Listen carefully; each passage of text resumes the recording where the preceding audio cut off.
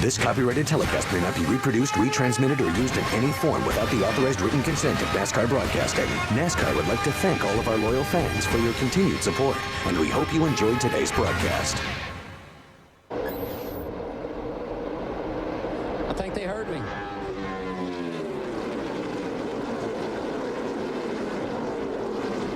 One good thing about this racetrack, you see right from the get-go, they can run 2 and 3 wide through those flat corners. Yeah, used to, we like to run right around the bottom. Whoa, 89 there, Morgan Shepherd. And that's a replacement engine this morning for Morgan. This was going to be the first laps. And Vickers, his teammates. And you know what's interesting about that? We come back here in 6 weeks, and it'll be different again. That's true. Matt. Owner Rick Hendrick has me pleased. His 4 cars in the top 8. Jeff Gordon, though, running in third, not happy with his race car. Trouble over in the tunnel turn.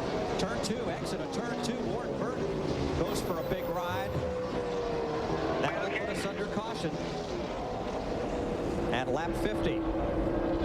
Looks like he might have kept it out of the wall. I just saw, I mean, all I saw was smoke. Let's see what happened. Yeah, let's see what happened here. I can't imagine he saved it, kept it out of the wall. I got a feeling. Oh, yeah, he just got loose. I mean, he saw Dale Jr. behind him. He tried to pick the throttle up, stay ahead of him. Got on it too quick, too hard, and spun. Brendan gone. Oils it down, and the caution is out. Third caution of the day, and it comes on lap 60 for the Kodak Dodge. And Mike, I think the benefactor of that caution right there will be a car, and I'm sure that group is glad to see it being left. Under the third caution of the day. And NASCAR updates us that Ward Burton had just been passed by Jimmy Johnson to go a lap down, so he will be the free pass car. It's a rather catastrophic blow-up. The second caution flag of the day. Last week's winner, Mark Martin. Big puff of smoke, Darrell, as he went down Long Pond toward turn 2. Now, he chose to run the current Ford engine in his car because he wanted it for more dependability. He felt more comfortable with that engine. He and one of the other cars, who is it, Larry? Was it Kenseth? Kenseth were running. No, it was Kurt Busch. Those 2 cars are running the current Ford engine. Everybody else has got the new one. Mark might be second guessing that decision. He was running in the top 10. 2 things. I think they've made their car better. I think he spent the first 100 laps trying to figure out how to race people. Whoa, smoke. I think we see smoke out of the 18. Scott Wimmer got in it in a 22 car. Must be some oil over there. Caution is out. Oh, Sterling Marlin's in it, the 40 car. Oh, that's a shame. And a tough break for Wimmer, who had a strong day going here. He was a lead lap car. Sterling did too. He laid on the left side. Front valence, the bottom looks pretty bad. There's smoke from Bobby Labonte. Just like we saw last week, a little oil there. Some cars just kind of go right over it, and there's no problem. A couple more hit right on. Welcome back to Pocono, where Ricky Craven's Tide Chevrolet went up in smoke at the end of the front straightaway to put us under the 6th caution flag at lap 154. Casey Kane was exiting the pits. He'll stay on the lead lap. Jeff Burton, though, was not. He was stopped in his pit box when the caution came out. So Burton will be a lap down, and the free pass will go to Jeff Green. Yeah, and that 48 car, Larry, what? I think it's a couple of laps away from having to pit under the green here, which was going to shake things up a little bit. Well, Jimmy Johnson, Ryan Newman, Dale Jarrett, Casey Mears, Rusty Wallace, Kurt Busch, all of those cars were cars that were not going to be far behind Casey Kane and Jeff Burton. Can make it from here. So we put fuel in it, and whoa, man, that's a handful of the old Tide ride. But DW, we've got 46 laps to go. It would be a stretch to be able to make it from here. At Pocono. Not track position, fuel. Oh, Michael Waltrip hard in the wall. Boy, left side. He was running in the 14th position. Man, he and Rusty Wallace.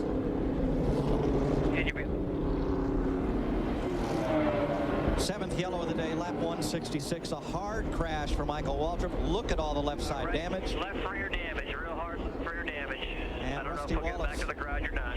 Come on, hit Mike. even harder. The window net is down on Michael's car, and Rusty's going to try to drive away. I hate those left side crashes, man, and that particularly in that area there. The tunnel turn is one of the. I always thought that was the most dangerous turn in racing. To you, Top of your screen. whoa, Rusty gets into the back of Michael.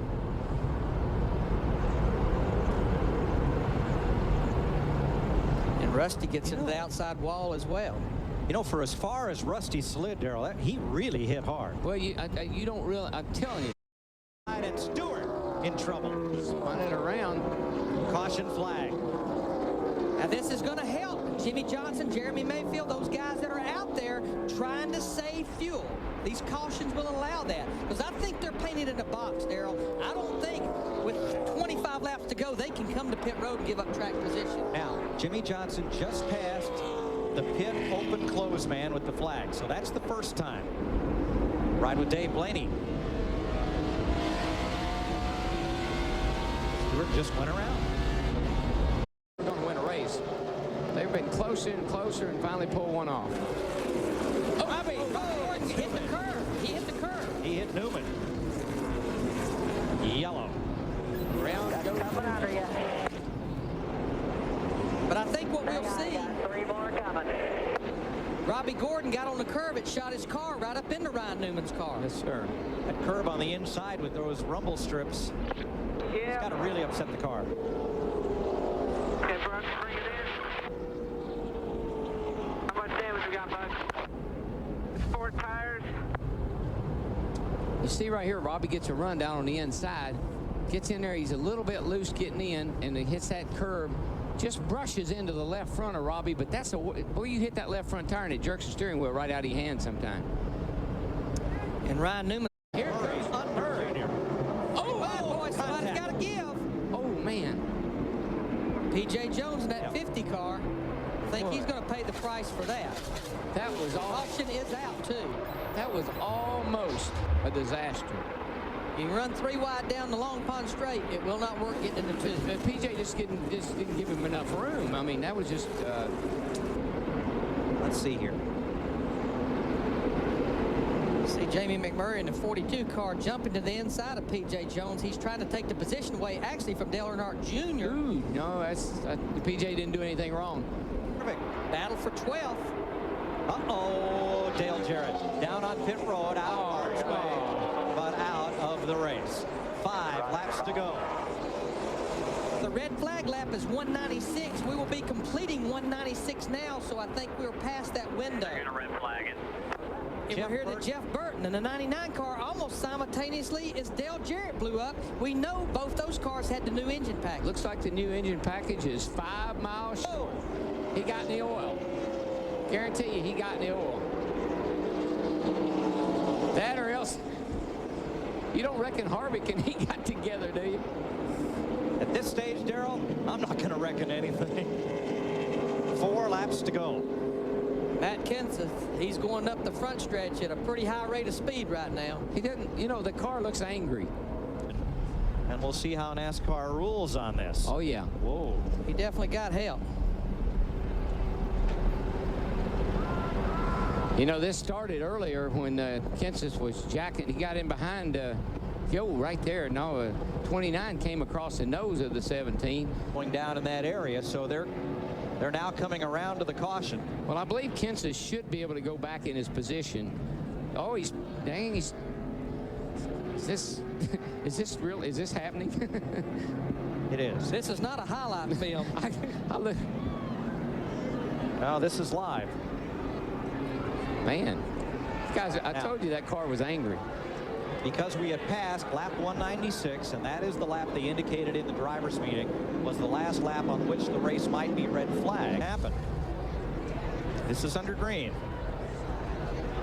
That's just Harvick makes the pass, slides up in front of Kenseth, took the nose off of Kenseth's cars. He jacks him up going across there, gets down into 3. He's able to get away from him here. Then the caution comes out. Yeah, that was everything that transpired between the 2 of them under green. And then Harvick was not happy with Kenseth because he pushed him across the short chute, so he turns him around. And where he was running and he turns him around. So what's the score, Larry? I'm not sure on that one. We know it's at least 1 speed at which over 100,000 people will drive home today.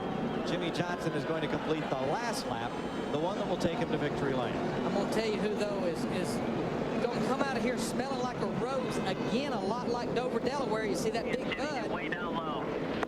All right, what Chad Knaus is telling these guys, get way down low. Don't get up on the banking in the corners and let the fuel run away from the pickup. But Dale Earnhardt Jr., we talked about it earlier, almost going a lap down. He's sitting there now in 6th position. Jimmie Johnson's going to eat in that lead a little bit, but not a lot. Larry, this speed, these things get as good gas mileage as your SUV. But it shouldn't be a problem. You have to maintain pace car speed, and you cannot receive assistance on the white flag lap. No pushing. No shoving. And this is where that rule came into being. Actually, it was Talladega, I think. After the week after here. No, I don't know. It's been a rule for a long time. I got pushed in here by Dave Marcus in 1982 on the last lap, trying to pass Bobby Allison, and they penalized me like 7 spots. So it's been around for a long time. That doesn't mean that because it's been around a long time doesn't mean they still use it. But look at this. Can you assist the pace car on the last lap? Come on, I gotta go. I got some people to thank. Give that Monte Carlo a push.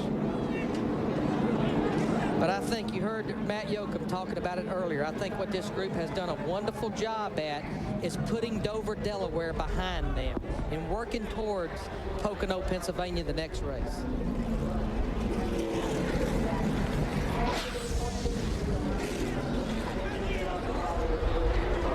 Oh, that's a cooler that has come out of the stand. did you see that? It just threw something down there and hit the flag. And it hit the assistant flagman. And I hope somebody gets a squad car ride out of here for that one. Security right now is trying to identify the patron who caused that. However, as that happens, Jimmie Johnson, who's finished in the top 15. Jimmy, stay way down low. They're throwing a bunch of stuff. All 5 of his Pocono starts. Racetrack right here to start finish line on the inside. They just threw a bottle and hit Jimmie Johnson is going to score his 9th career victory in his 89th start. All of them on super speedways. Jimmie Johnson wins the Pocono 500. He ties Dale Jr. for the most wins this season with 3. What another good run for his teammate Terry Labonte. Finishes 7th. Had a great run all day long. We'll go to victory lane with Jimmie Johnson, who wins the slowest Pocono Cup race ever.